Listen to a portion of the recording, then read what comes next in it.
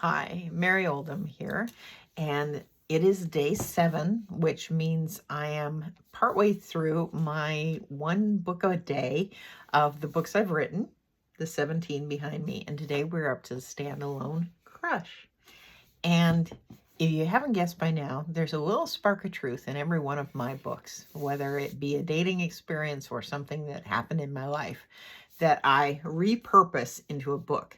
In this case, it was somebody who said to me, I don't see spending my rest of my life with you. And I'll tell you how it all came to be in a second. But in the book, that's the opening line. And it kind of crushes this college romance. And the heroine says, okay. And she lets go of the hero, never to see him again. Well, a few years later, there's a competition, and he's entered it with his winery, which is called Forget-Me-Not, ironically, and she's hired by the competition to go against him. And so they see each other for the first time after a few years, and she finds out what his motivation was for saying what he said. And it's interesting because one will win and one will lose. So even if the romance is settled, you've still got a big bunch of conflict to deal with. For myself personally, I was dating, well, I had a friend who I wasn't dating, actually. We were just friends. And a third friend of mine, we all went out for dinner. And later she said to me, why aren't you dating him? You two have a chemistry.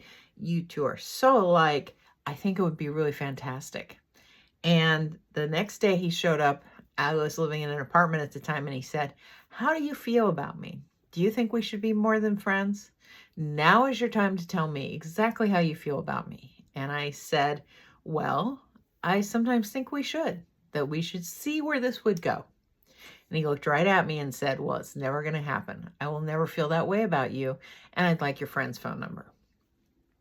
Needless to say, I didn't talk to him for 10 years. He then came back into my life for about 6-7 years where we chatted. And then he did something stupid again. And I cut it off for good. He has a distinction of being the only person that my mother, who died 12, almost 13 years ago, said he's the only man on this planet I could not marry. So that is what led me to writing Crush, and about how crushed she was after having the hero say that to her, but then the real reasons behind it. And hopefully you'll like this book. Of course, there's a dog named Ginger, modeled after my dog named Ginger.